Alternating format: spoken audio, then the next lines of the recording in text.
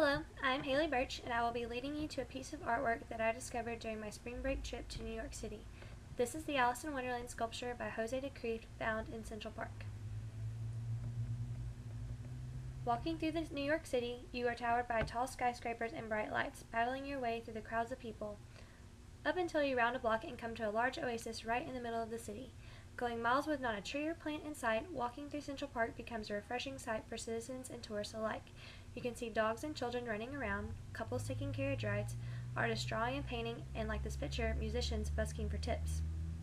It brings in a new perspective of the society and culture that can be found in NYC.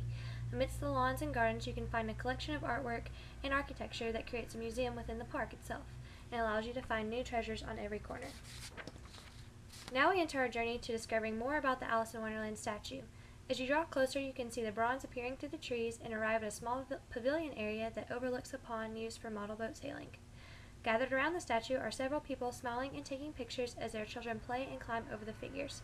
I can just imagine being there in the spring when boats are being raced on the pond, the flowers are in full bloom, and the sun is shining down on a beautiful day in the park.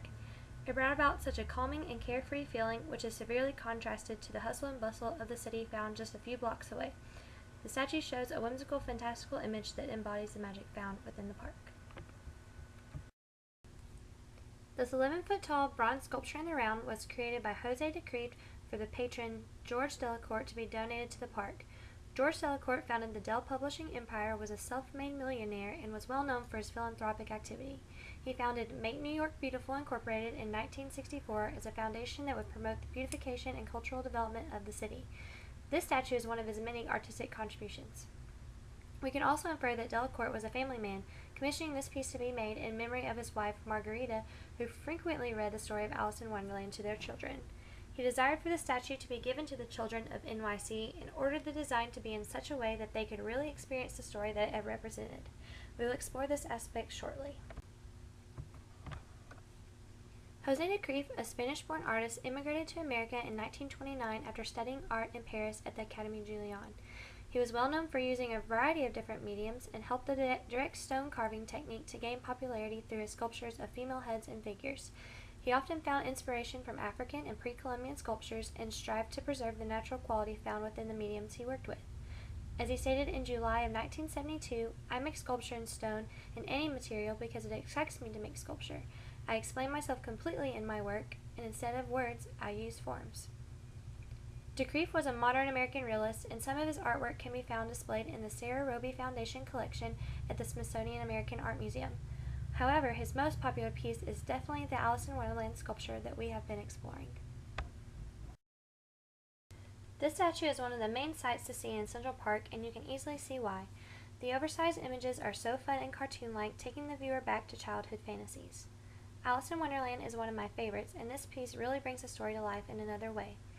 In this sculpture, de Creve based the image design off the original book illustrations by John Tenniel, but also incorporated other inspirations into the sculpture. The face of the Mad Hatter is actually a caricature of the patron George Delacourt, while the face of Alice is a portrait of the artist's daughter, Donna. I thought this was a brilliant way for the sculptor to not only bring something near and dear to his heart, but to also commemorate the man who was making the sculpture possible. Around the base of the statue, one can see the words of another familiar poem of Carol's, The Jabberwocky, inscribed in bronze plaques. Again, drawing on the inspiration of his late wife, Delacourt wished to commemorate her by also incorporating her favorite poem into this piece. Again, the statue was created in the late 1950s. During this time period in art, the height of the abstraction era was declining, and we see a return to realism. This piece reflects this modern realism movement in the design and portrayal of each figure. The term modern realism is applied to a painting or sculpture created since the development of abstraction in modern art, but which continues to represent things in a realistic manner. We can see how the sculpture utilizes real people to model his human figures and utilizes caricature techniques in the face of the Mad Hatter. The other figures are depicted in very real natural forms, except the huge mushrooms that are exaggerated to create the fairy tale-like scene. The Alice in Wonderland statue contains all of the favorites from the classic story by Lewis Carroll. As we view this image, there is so much going on, it's hard to pick where to explore first. But sitting perched atop the mushroom is our central figure, Alice, with arms outstretched as if she were inviting us into the scene. This begins the narrative being told by the sculpture. We can notice her gentle expression as she looks down at Dinah, her cat, playing on her lap. To the left of Alice, we see the image of the white rabbit with his stopwatch in hand. Also, if we look closer into the tree behind Alice, we can see the image of the Cheshire cat appearing out of the trunk of the tree. And to the right of Alice, we see the dormouse nibbling on a snack, but more importantly, the figure of the Mad Hatter. The artist uses a realistic approach to create the images, adding exaggeration to certain characters and figures to create quirky, creative images. The way the artist utilizes proportion of the figures also brings the fairy tale aspect of the story to life. For example, you can notice that the white rabbit is just slightly smaller than Alice in size. Now that's one big rabbit. And now look at the size of the Mad Hatter's head. It's almost the same as the rest of his body. The expressions on each face also capture the personality of the characters, the zaniness of the Mad Hatter, the impatience of the White Rabbit, and the curiosity of Alice. As we observe the statue, we can notice that the composition of the figures creates a sense of balance. The artist created a triangular configuration that draws our initial attention up and center to the main figure Alice, and then we continue to follow the shapes down to explore the other characters.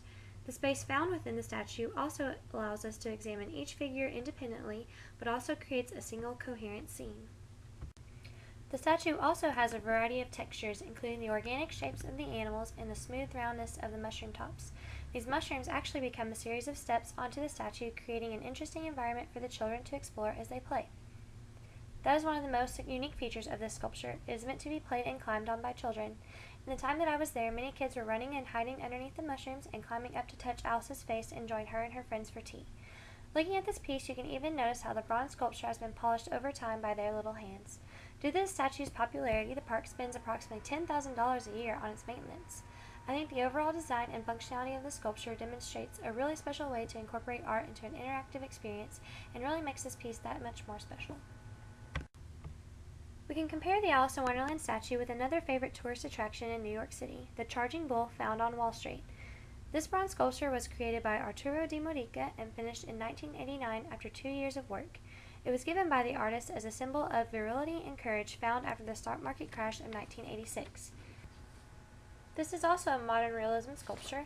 However, we can notice the greater influence of modern art in this figure as compared to the Alice statue. The lines used are much more smooth, creating a more polished feel, and the figure is slightly abstracted. Both statues are bronze casts, this one just being a single but very massive piece weighing over 3 tons. The Alice in Wonderland statue creates a narrative, retelling the childhood story. This piece is more historic, symbolizing the power of the American people after the Wall Street crash, and has become a symbol of the financial district in general. Both are great tourist attractions and definite must-sees during your first trip to New York. I was initially attracted to this piece by my adoration of the childhood story, but the design alone is enough to draw in the viewer. The size of the sculpture, along with its quirky images, creates a fun and interesting image to explore. Jose de Creef's modern realism style brings the story to life, allowing quick recognition of the narrative with the incorporation of its iconic images. The viewer can adore their favorite character or even connect to the entire story depicted. Children can climb upon it and pretend that they have become a part of the communion between Alice and her friends. De Creef succeeded in producing a piece that embodied the vision of Delacorte, capturing the essence of the story while creating an interactive space for kids of all ages to explore art. If you ever have the chance to visit New York City, definitely travel to all the great museums that are there, but don't forget to take a stroll through Central Park and find the Alice in Wonderland statue. Take in the full experience by observing the entire figure, diving underneath the mushrooms, and climbing up to sit with the characters to rediscover this favorite childhood story.